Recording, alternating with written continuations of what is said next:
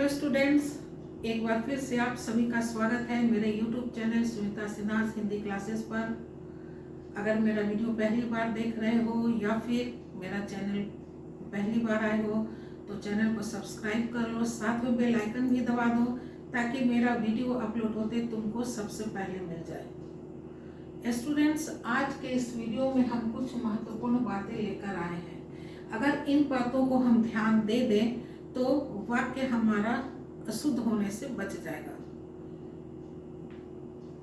वो है महत्वपूर्ण बातें, ये भाग 1 है और भी भाग बनेगा। इसका थोड़ा थोड़ा लेकर आए हैं ताकि समझ में आता रहे।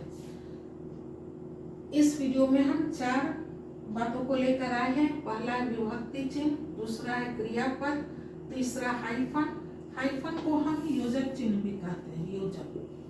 योजक क्या है? योजक शब्द या समुच्चयबोधक शब्द बोले या योजक बोले, इंग्लिश में हाइफन कहते हैं।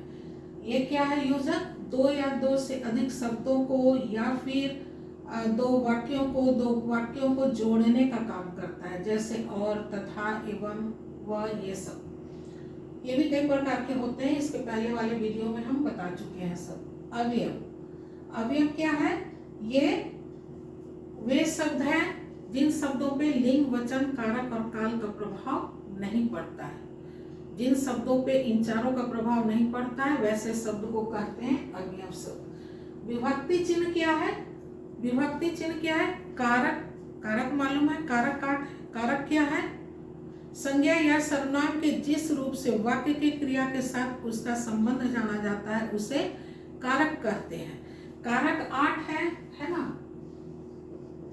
कारक 8 है और उसका विभक्ति जो है चिन्ह ये भी 8 है।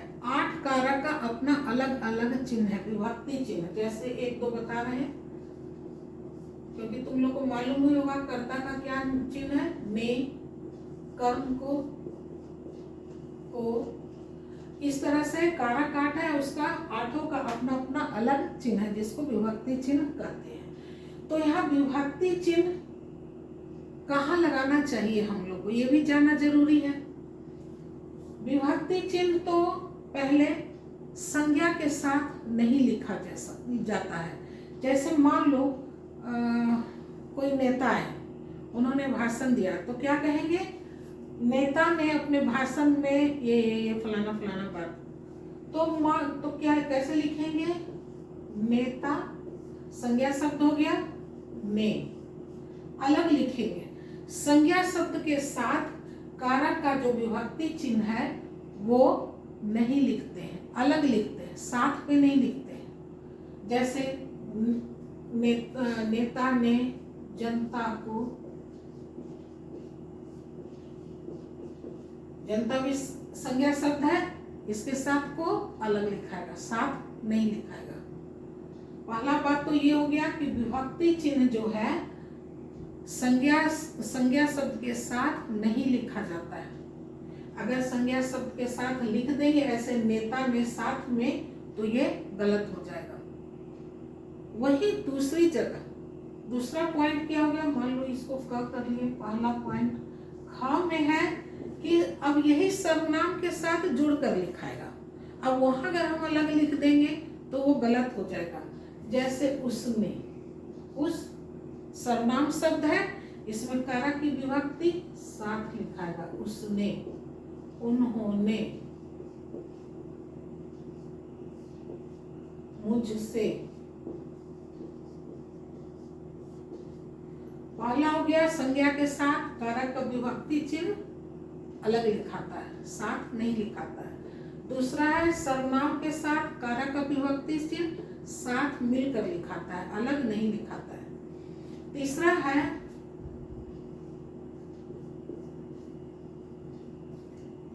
कि अगर सर्वनाम के साथ, मान लो यहाँ सर्वनाम है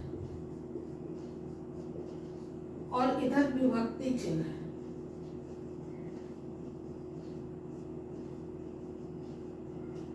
अगर सर्वनाम और विभक्ति चिन्ह के बीच में विभक्ति चिन्ह के बीच में अगर निपात आ जाता है, निपात, निपात किसे कहते हैं? जब किसी शब्द पे जोड़ लगाने के लिए जो प्रयोग करते हैं तो उसे निपात कहते हैं, किसी भी शब्द पे बल लगाने के लिए। जैसे आप मान लो एग्जाम्पल कि आप लोग के लिए ही ये वीडियो बना रहे हैं, तो आप लोग क्या हो गया? सर्वनाम हो गया। के लिए विभक्ति चिन्ह हो गया। अब आप लोग ही के लिए ये वीडियो बना रहे हैं, यानी हम जोर दे रहे हैं आप लोग के लिए कि विशेषकर आप लोगों के लिए ही ये हम वीडियो बना रहे हैं। तो सर्वनाम और विभक्ति चिन्ह के बीच में अगर निपात आ जाता है तो उसे ही तब उस वैसे हालत में भी विभक्ति चिन्ह को अलग लिखेंगे। इन दोनों निपात को बीच में सर्वनाम पहले लिखेंगे, निपात, फिर उसके बाद विभक्ति चिन्ह लिखेंगे। निपात को बीच में लिखेंगे, उसके बाद विभक्ति चिन्ह लिखेंगे। ये 3 नियम हो गया विभक्ति चिन्ह के लिए। सर्वनाम के साथ कर्ता का कारक का विभक्ति चिन्ह नहीं लिखाता है साथ में। दूसरा, सर्वनाम के साथ कारक का विभक्ति चिन्ह साथ जोड़कर लिखाता है। तीसरा है कि सर्वनाम और विभक्ति चिन्ह के बीच में अगर निपात हो तो विभक्ति चिन्ह को बाद में लिखते हैं, यानी सर्वनाम पहले फिर निपात, उसके बाद लिखेंगे विभक्ति कारक का विभक्ति चिन्ह। ये 3 बातें हमको विभक्ति चिन्ह लगाते समय ध्यान में रखना होगा। दूसरा है क्रियापद। क्रियापद में क्या है? क्रिया शब्द क्या है? क्रिया किसे कहते हैं? जिस शब्द से काम का करना या होना, 2 बातें पता चलता है, काम का करना या होना, होने वाला है या कर चुके, 2 बातें पता चलेगा। तो जिस शब्द से काम का होना या करना जाना जाए उसे क्रिया कहते हैं। क्रिया में जो पहला है कि क्रिया शब्द का दूसरा का पहला, ये पहला का कि संयुक्त क्रिया,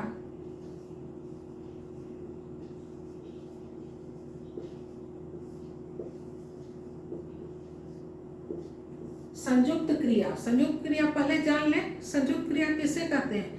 जब 2 या 2 से अधिक क्रिया एक साथ एक ही वाक्य में आए तो उसे संयुक्त क्रिया कहते हैं।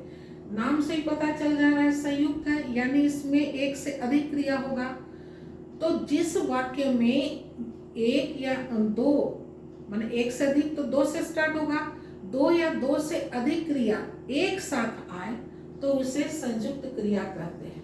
तो संयुक्त क्रिया में सम्मिलित जितने भी क्रियाएं हैं उन सारी क्रियाओं को अलग अलग लिखना चाहिए। क्या कहें हम? संयुक्त क्रिया में यानी 2 या 2 से अधिक क्रिया होगा, और जिस वाक्य में संयुक्त क्रिया में जितने भी सम्मिलित जितने भी क्रिया शब्द हैं उन सारे क्रिया शब्दों को अलग अलग लिखना चाहिए। अगर हम एक साथ लिख देते हैं तब वो गलत हो जाएगा। तो वाक्य लिखते समय, क्रिया को लिखते समय भी हमको इन बातों को ध्यान देना होगा कि अगर 2 या 2 से अधिक क्रिया आ रहा है तो उन सारी क्रियाओं को हम अलग अलग लिखेंगे।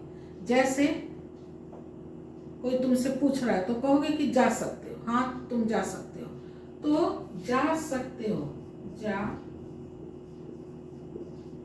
सकते हो। कोई तुमसे कहा हाँ हाँ ठीक है तुम जा सकते हो, तो जा सकते हो जाना भी एक क्रिया है, सकना भी एक क्रिया है, होना भी एक क्रिया है। तो इस वाक्य में 3 क्रिया एक साथ आ रहा है, संयुक्त क्रिया हो गया। तो वही कह रहा है कि संयुक्त क्रिया में सम्मिलित यानी संयुक्त क्रिया में जितनी भी क्रियाएं आ रही हैं उन सारी क्रियाओं को अलग अलग लिखना चाहिए। अरे कोई खेलेगा, अरे कैसे वो खेला? हाँ हाँ वो ऐसा ही खेलता है। तो खेलता है तो एक ही होगा, ऐसा ही खेलता है नहीं, चलो यहाँ नहीं चलेगा। घूमता फिरता, अरे उसको कोई काम नहीं, दिन भर घूमता फिरता रहेगा। तो घूमना भी एक क्रिया हो गया, फिरना भी एक क्रिया और रहना भी एक क्रिया। तो जब एक ही वाक्य में दो या दो से अधिक क्रिया आ रही हों तो उन सारी क्रियाओं को अलग अलग लिखना चाहिए। जैसे घूमता फिरेगा, हाँ उसको कोई काम नहीं है, वो दिन भर ऐसे ही घूमता फिरेगा, है ना। तो घूमना भी एक क्रिया हो गया, फिरना भी एक क्रिया हो गया। तो संयुक्त क्रिया में जितनी भी क्रियाएं आ रही हो, जितनी भी क्रियाएं संयुक्त क्रिया में सम्मिलित है, उन सारी क्रियाओं को अलग अलग लिखना चाहिए। तो हमारा वाक्य शुद्ध हो जाएगा, अशुद्धि नहीं होगी उसमें। दूसरा है इसका कि अब ये ध्यान देना होगा कि इस क्रिया भी में एक पूर्वकालिक क्रिया भी होता है। ये तो संयुक्त क्रिया हो गया। पूर्वकालिक क्रिया, पूर्वकालिक क्रिया किसे कहते हैं? जब कोई कर्ता यानी जो काम कर रहा है, काम करने वाले को कर्ता कहते हैं। तो कर्ता जब एक काम समाप्त कर फिर दूसरा काम आरंभ करता है, दूसरा काम शुरू करता है, तो पहले समाप्त हुए काम को, क्रिया को पूर्वकालिक क्रिया कहते हैं। इसलिए इसका नाम है पूर्वकालिक क्रिया।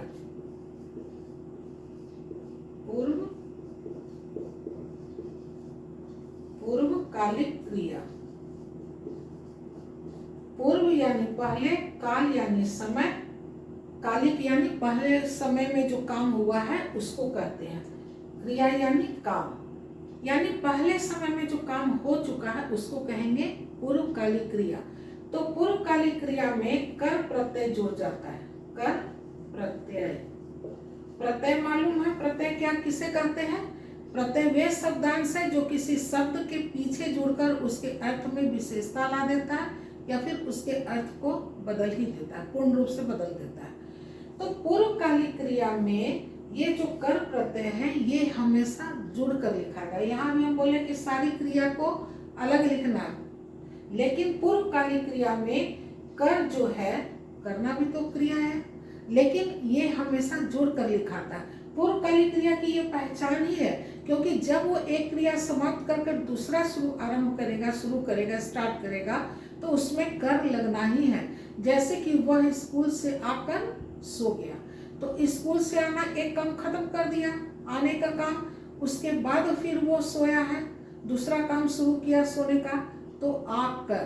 इसकी विशेषता है ही है ये पूर्वकालिक क्रिया का कि कर लगा रहेगा, क्रिया के साथ कर लगा कर रहेगा, कर साथ में रहेगा। जैसे आकर, खाकर, अगर देखोगे जहां क्रिया के साथ कर लगा हुआ है तो बस आंख मूंद कर बिना सोचे समझे कर सकते हो कि ये पूर्वकालिक क्रिया है। पूर्वकालिक क्रिया की यही पहचान है कि क्रिया के साथ कर लगा होता है। तो जब पूर्वकालिक क्रिया होगी तभी वहां हम इसको साथ मिलाकर लिखेंगे, अन्यथा सब क्रिया को हम अलग अलग लिखेंगे। क्रिया लिखते समय इन बातों, दो बातों को हमको ध्यान देना होगा। ऐसे क्रिया में एक क्रिया है तो एक ही क्रिया रखाएगा, उसमें ध्यान देने की बात ही नहीं है। लेकिन अगर एक से अधिक आ रहा है तो हम अलग अलग लिखेंगे। लेकिन अगर पूर्वकालिक क्रिया है तब वो हम क्रिया के साथ कर लगा के लिखेंगे पूर्वकालिक क्रिया। तीसरा है हाइफन, जिसको कि योजक कहते हैं। इंग्लिश में हाइफन कहते हैं, हिंदी में योजक शब्द कहते हैं, या फिर समुच्चय बोधक शब्द। ये कैसा शब्द है? अविकारी शब्द है। अविकारी शब्द किसे कहते हैं? वे शब्द जिस पर लिंग, वचन, कारक और काल का प्रभाव नहीं पड़ता है। तो हाइफन जो है इसको भी लिखते समय हमको ध्यान देना होगा। तीसरा का लिख देते हैं यहाँ पे। पहली बात तो हमको ध्यान देना होगा कि द्वंद्व समास में हमेशा हाइफन यानी योजक चिन्ह लगाना चाहिए। द्वंद्व समास क्या है? जिसका दोनों पद यानी पूर्व पद और उत्तर पद दोनों पद प्रधान हो उसे द्वंद्व समास कहते हैं। जैसे माता और पिता, जैसे माता और पिता। अब यहाँ माता भी प्रधान है पूर्व पद और उत्तर पद भी प्रधान है, पिताजी भी प्रधान है और माताजी भी प्रधान है। तो इसका समास करते समय हम लोग क्या करते हैं? और को और शब्द जो है ये लुप्त हो जाता है और इसकी जगह हम लोग क्या करते हैं, हाइफन लगा देते हैं। अब उसके बाद कैसे लिखाता है, माता पिता, इस तरह से लिखते हैं माता पिता। लोटा डोरी, जैसे मान लो लोटा है और डोरी है, तो यहाँ भी हम लोग हाइफन का प्रयोग करेंगे। रात दिन, रात और दिन दोनों समास है, इसका जब हम समास करेंगे तो क्या लिखेंगे, रात और दिन, हाइफन लगा देंगे और हटा देते हैं और उसकी जगह पे हम लोग हाइफन लगा देते हैं। ये है द्वंद्व समास। जब समास का विग्रह करेंगे तो और लगा देंगे, जैसे माता पिता का विग्रह करना है तो माता और पिता लिखेंगे, लोटा और डोरी, रात और दिन लिखेंगे, इस तरह से। तो हाइफन के लिए जब हम द्वंद्व समास करते हैं वहां हमें जरूरी है हाइफन लगाना, समास द्वंद्व समास में हाइफन लगाना। दूसरा है कि तत्पुरुष समास में ऐसे, तत्पुरुष समास में लगता नहीं है हाइफन, लेकिन कभी कभी इसके अभाव में, किसके अभाव में, योजक के अभाव में शब्द उतना स्पष्ट नहीं होता है ना। हाइफन का हम लोग प्रयोग क्यों करते हैं, भाषा में स्पष्टता लाने के लिए, कि भाषा स्पष्ट हो जाए, समझ में आ जाए, उसके लिए ही हम लोग हाइफन का प्रयोग करते हैं। लेकिन कभी कभी तत्पुरुष समास में हम लोग को हाइफन का प्रयोग करना चाहिए। कब, जब इसके बिना जो भाषा है, जो वाक्य है, वो अगर क्लियर नहीं पता चले, है ना, उसमें क्लियर पूरा पता से नहीं चले कि क्या कह रहा है। जैसे देखो लोग बता देते हैं, ख में जैसे हो गया तत्पुरुष समास में, जैसे मान लो राजा का पुत्र, तत्पुरुष समास में क्या है कि उसका उत्तर पद प्रधान होता है, पुत्र यहाँ पर है प्रधान, इसका पुत्र है राजा का, इसका जब हम समास करते हैं तो क्या लिखते हैं, राजपुत्र। तो यहाँ हमें समझ में आ रहा है तत्पुरुष समास में राजपुत्र, लेकिन कह रहा है कभी कभी हमको तत्पुरुष समास में भी हाइफन का प्रयोग कर लेना चाहिए। जब लगे कि हाइफन के बिना या हाइफन के अभाव में शब्द समझ में नहीं आ रहा है, तब हमको हाइफन का प्रयोग कर लेना चाहिए। जैसे मान लो भू का तत्व, ठीक है, क्या लिखाएगा, भू तत्व। तो हो सकता है यहाँ पे भू यानी पृथ्वी, तो हो सकता है कि यहाँ भू तत्व समझ में नहीं आए, लगेगा क्या कोई शब्द है, तो यहाँ पर हमको अब भू तत्व यहाँ पे हमको प्रयोग कर लेना चाहिए। तो यहाँ इसका अर्थ जो है वह स्पष्ट हो जाएगा, भू तत्व। तो कभी कभी हमको तत्पुरुष समास में यथासंभव, जहां संभव हो सके, वही नहीं कि हर जगह लगा दिए, जहां इसकी जरूरत है, आवश्यकता है, वहां हमें हाइफन का प्रयोग कर लेना चाहिए। और है हाइफन का प्रयोग में कि अगर हम किसी से तुलना करते हैं, है ना, कि वो तुम्हारे जैसा है, या किसी का भी अगर हम तुलना करते हैं, जैसे मान लो हर कोई अपना पुत्र कैसा चाहता है कि चलो श्रवण कुमार जैसा पुत्र हो, राम जैसा पुत्र हो, तो जब हम तुलना करते हैं तो वहां भी हमको हाइफन का प्रयोग करना चाहिए। जैसे मान लो इसका हो गया थर्ड का क, ख और ग, जैसे राम सा पुत्र,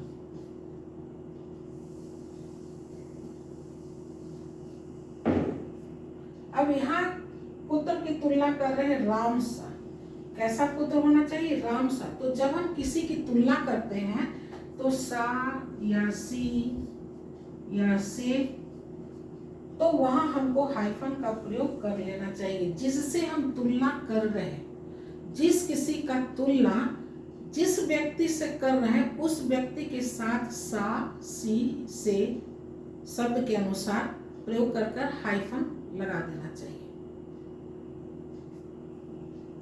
जैसे कहेंगे कि वो बहुत बड़ा निर्दयी है, एकदम पत्थर सा दिल है, उसका दिल ही नहीं पिघलता, कुछ भी कैसा भी दृश्य देख ले या कुछ, तो एकदम पिघलता नहीं है उसका, तो क्या लिखेंगे, पत्थर सा दिल।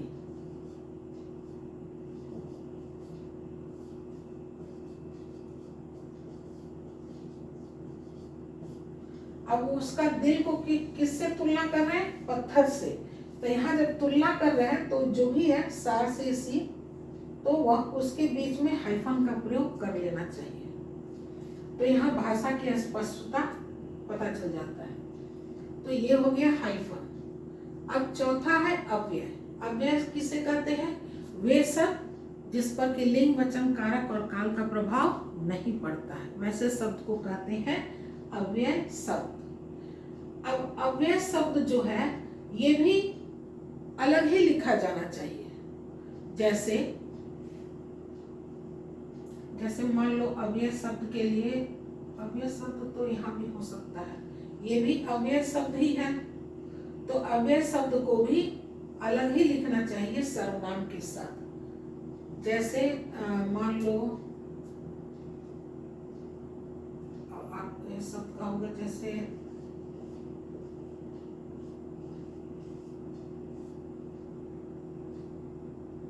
तुम ही तो, सॉरी, तुम ही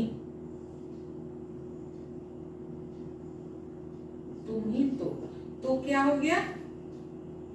अव्यय शब्द है, इस पर लिंग, वचन, कारक का प्रभाव नहीं पड़ता है। चाहे पुल्लिंग में कर लो, स्त्रीलिंग में कर लो, एक वचन में कर लो, बहुवचन में कर लो, कारक के साथ कहीं भी लगा लो तो ही लिखाता है। तो कहते हैं ना कि तुम्ही ने तो ये बात कहा था, है ना।